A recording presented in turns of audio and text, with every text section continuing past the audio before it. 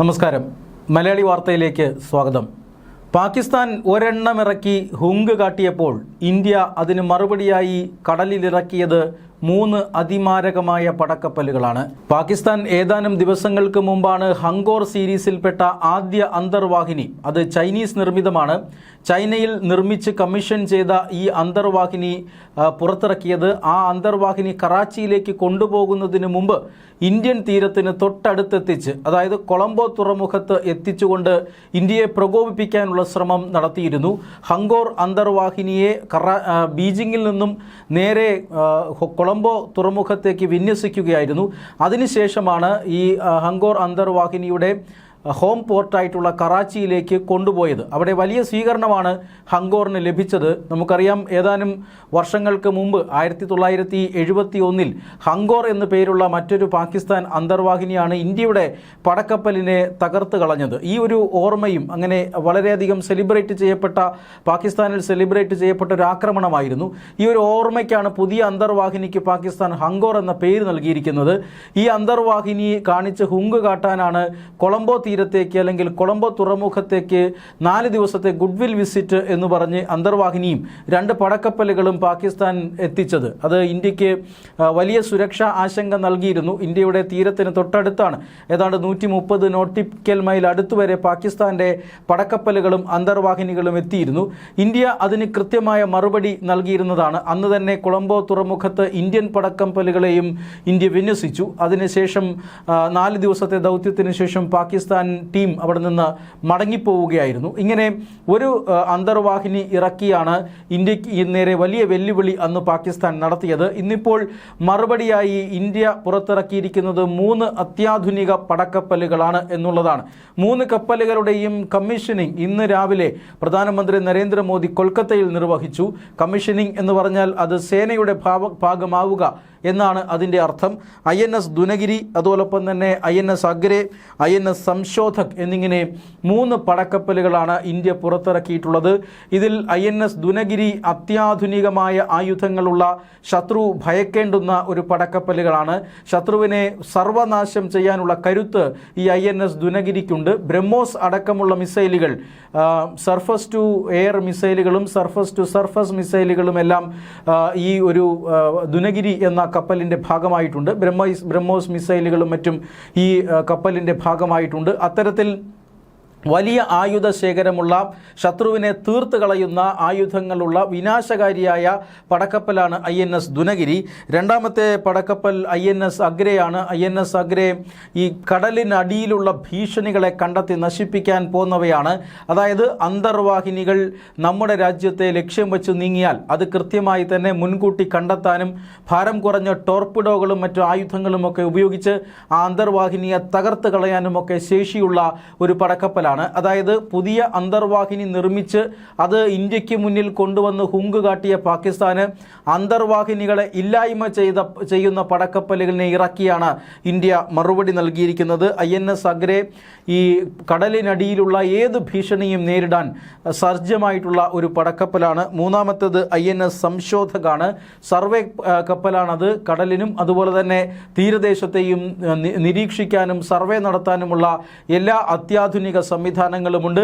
2 പടക്കപ്പലുകൾ ആക്രമണോത്സുകരായ പടക്കപ്പലുകളാണെങ്കിൽ മൂന്നാമത്തെ സംശോധക് നിരീക്ഷണ കപ്പലുകളാണ്. ഈ കടലിൽ നടക്കുന്ന ഏതൊരു ചെറിയ അനക്കത്തെയും നിരീക്ഷിച്ച് കണ്ടുപിടിക്കാനുള്ള കഴുകൻ കണ്ണുകളുള്ള പടക്കപ്പലാണ് അത്.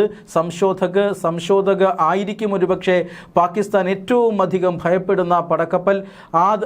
പാകിസ്ഥാൻ നേവിയുടെ ഏതൊരു നീക്കത്തെയും കൃത്യമായി അത് ജഡ്ജ് ചെയ്യാനും അതിൻ്റെ വിവരങ്ങൾ സേനയ്ക്ക് കൈമാറാനും സംശോധകന് സാധിക്കും. ഈ സിവിൽ മിലിറ്ററി ആവശ്യങ്ങൾക്ക് ഈ സർവേ നടത്താനുള്ള എല്ലാ സൗകര്യവും ഈ പടക്കപ്പലിലുണ്ട്. അതുകൊണ്ട് തന്നെ 3 പടക്കപ്പലുകളും വളരെ പ്രധാനപ്പെട്ട കപ്പലുകളാണ്. ഇത് ശത്രു സേനയ്ക്ക് വലിയ ഭീഷണി ഉയർത്തുന്ന കപ്പലുകളാണ്. അത്യാധുനിക ആയുധങ്ങളും അതുപോലെ തന്നെ കടലിനടിയിലെ ഭീഷണികൾ കണ്ടെത്താനും അതോടൊപ്പം കടലിലും അതുപോലെ തന്നെ തീരദേശത്തും നടക്കുന്ന അതിസൂക്ഷ്മമായ പ്രവർത്തനങ്ങൾ വരെ നിരീക്ഷിക്കാനും ശേഷിയുള്ള പടക്കപ്പൽ. അങ്ങനെ 3 കപ്പലുകളാണ് ഇന്നിപ്പോൾ ഇന്ത്യ കമ്മീഷൻ ചെയ്തിരിക്കുന്നത്, സേനയുടെ ഭാഗമായി മാറിയിരിക്കുന്നത്. പ്രധാനമന്ത്രി നരേന്ദ്രമോദി തന്നെ ഇക്കാര്യത്തിൽ വളരെ വ്യക്തമായ ഒരു നയം ഈ പടക്കപ്പലുകളെ കമ്മീഷൻ ചെയ്തുകൊണ്ട് പ്രഖ്യാപിച്ചിട്ടുണ്ട്. ഇന്ത്യൻ സർക്കാരിൻ്റെ സേനാ വിഭാഗങ്ങളോടുള്ള സമീപനം അതിൽ വലിയ മാറ്റമാണ് വന്നിട്ടുള്ളത്. 2014 ശേഷം ഇന്ത്യയുടെ സേനയുടെ ആധുനികവൽക്കരണത്തിലും, അത് നേവി ആയിക്കോട്ടെ, എയർഫോഴ്സ് ആയിക്കോട്ടെ, അതുപോലെ തന്നെ കരസേന ആയിക്കോട്ടെ, ആധുനികവൽക്കരണത്തിനും ആയുധവൽക്കരണത്തിലും വൻ പ്രാധാന്യമാണ് നരേന്ദ്രമോദി സർക്കാർ നൽകുന്നത്. തീരദേശത്തെ സംരക്ഷണം അത് വലിയ ഒരു ചുമതലയായി കേന്ദ്ര സർക്കാർ എടുത്തിട്ടുണ്ട്. തീരസംരക്ഷണത്തിനായി വൻ തുകയാണ് ഇപ്പോൾ രാജ്യം നിക്ഷേപിക്കുന്നത്. അതോടൊപ്പം തന്നെ സേനയുടെ ബഡ്ജറ്റ് വിഹിതം അത് വർദ്ധിപ്പിച്ചിട്ടുണ്ട് ഇപ്പോൾ കേന്ദ്ര സർക്കാർ. അതോടൊപ്പം തന്നെ പ്രതിരോധ സാമഗ്രികളുടെ ഇറക്കുമതി കുറയ്ക്കാനും രാജ്യത്തിന് സാധിച്ചിട്ടുണ്ട് എന്നുള്ളതാണ്. അതായത് പ്രതിരോധ സാമഗ്രികളുടെ ആവശ്യത്തിനായി ഇന്ത്യ പണ്ട് മറ്റു രാജ്യങ്ങളെയാണ് ആശ്രയിച്ചു കൊണ്ടിരുന്നത്. മറ്റു രാജ്യങ്ങളിൽ നിന്നും ഇറക്കുമതി ചെയ്താണ് ആയുധങ്ങളും അതുപോലെ തന്നെ പ്രതിരോധ സാമഗ്രികളുമെല്ലാം ഇന്ത്യ വാങ്ങിക്കൂട്ടുകയായിരുന്നു. ഇത്തരത്തിൽ പ്രതിരോധ സാമഗ്രികൾ വാങ്ങിക്കൂട്ടുന്ന രാജ്യം എന്നതിൽ നിന്നും പ്രതിരോധ സാമഗ്രികളും ആയുധങ്ങളും മറ്റും ഇന്ത്യ സ്വന്തമായി തന്നെ വികസിപ്പിക്കുകയും ഉണ്ടാക്കുകയും ചെയ്യുന്നു എന്ന നിലയിലേക്ക് രാജ്യം മാറിയിരിക്കുകയാണ്. മാത്രമല്ല, ഇന്ത്യൻ നിർമ്മിതമായ പ്രതിരോധ സാമഗ്രികൾ വൻതോതിൽ ഇന്ന് രാജ്യം കയറ്റി അയക്കുകയും ചെയ്യുന്നു. അതുകൊണ്ട് തന്നെ ഇറക്കുമതിയുടെ ആശ്രയം കുറയ്ക്കുക എന്ന് പറഞ്ഞാൽ അതൊരു വലിയ മാറ്റമാണ് സേനയിൽ നടന്നിരിക്കുന്നത്. ഇത് എടുത്തു പറഞ്ഞുകൊണ്ടാണ് പ്രധാനമന്ത്രി നരേന്ദ്രമോദി ഇന്ന് ഈ കമ്മീഷനിങ് ചടങ്ങിൽ പങ്കെടുത്തുകൊണ്ട് സംസാരിച്ചത്. അതോടൊപ്പം തന്നെ ഇന്നത്തെ ഈ 3 കപ്പലുകളുടെയും ഏറ്റവും പ്രധാനപ്പെട്ട പ്രത്യേകത ഇത് 3ഉം തദ്ദേശീയമായി ഇന്ത്യ നിർമ്മിച്ചതാണ് എന്നുള്ളതാണ്. ഇന്ത്യക്ക് ആവശ്യമായ അതിമാരകമായ പടക്കപ്പലുകൾ, ഏതൊരു ശത്രു സൈന്യവും ഭയപ്പെടുന്ന തരത്തിലുള്ള കപ്പലുകൾ അത് ഇന്ത്യ സ്വന്തമായി തന്നെയാണ് നിർമ്മിച്ചിരിക്കുന്നത് എന്നുള്ളതാണ് ഏറ്റവും പ്രധാനപ്പെട്ട പ്രത്യേകത. പാകിസ്ഥാൻ ഈ അടുത്ത ദിവസങ്ങളിൽ പുറത്തിറങ്ങിയ അന്തർവാഹിനിയാകട്ടെ നിർമ്മിച്ചത് പാകിസ്ഥാനല്ല, മറിച്ച് ചൈനയാണ്. പാകിസ്ഥാന് വേണ്ടി 8 അന്തർവാഹിനികൾ നിർമ്മിക്കുന്നതും ചൈനയാണ്. പക്ഷേ ഇന്ത്യ അങ്ങനെയല്ല, ഇന്ത്യ തദ്ദേശീയമായി വികസിപ്പിച്ചിരിക്കുന്നു എന്നുള്ളതാണ്. തദ്ദേശീയമായി വികസിപ്പിച്ച അല്ലെങ്കിൽ നിർമ്മിച്ച ആയുധങ്ങളും അതോടൊപ്പം തന്നെ മറ്റ് വിദേശ രാജ്യങ്ങളിൽ നിന്നും ഇറക്കുമതി ചെയ്ത ആയുധങ്ങളും തമ്മിൽ വലിയ വ്യത്യാസമുണ്ട്. ഓപ്പറേഷൻ സിന്ദൂറിൻ്റെ കാലത്ത് ഇന്ത്യ ആ പാഠം ലോകത്തിന് മുമ്പാകെ പ്രദർശിപ്പിച്ചിരുന്നതാണ്. അതായത് ഓപ്പറേഷൻ സിന്ദൂർ സമയത്ത് ഇന്ത്യയുടെ ആക്രമണങ്ങൾ ചെറുക്കാൻ പാകിസ്ഥാന് സാധിച്ചില്ല. പാകിസ്ഥാന്റെ കയ്യിൽ കൊട്ടിഘോഷിക്കപ്പെട്ട ചൈനീസ് നിർമ്മിതമായ വ്യോമ പ്രതിരോധ സംവിധാനമുണ്ടായിരുന്നു.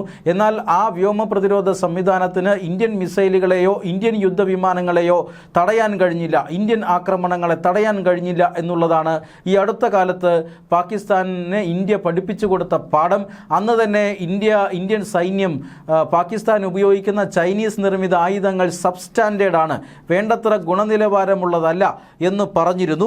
അത് തദ്ദേശീയമായി നിർമ്മിക്കുന്ന ആയുധങ്ങൾ, ഇന്ത്യ തദ്ദേശീയമായി നിർമ്മിക്കുന്ന ആയുധങ്ങളാകട്ടെ കൃത്യത അതുപോലെ തന്നെ കൃത്യമായ ആക്രമണ ശേഷി ഇതെല്ലാം ഉറപ്പുവരുത്തുന്നതായിരുന്നു. പാകിസ്ഥാൻ ആയിരക്കണക്കിന് ഡ്രോണുകളും മിസൈലുകളുമാണ് ഇന്ത്യക്ക് നേരെ പ്രയോഗിച്ചത്. പക്ഷേ ഇതൊന്നും ലക്ഷ്യം കണ്ടില്ല. അതേസമയം ഇന്ത്യ ഇതിന് തിരിച്ചടി എന്ന നിലയിൽ ബ്രഹ്മോസ് മിസൈലുകൾ പ്രയോഗിക്കുകയായിരുന്നു.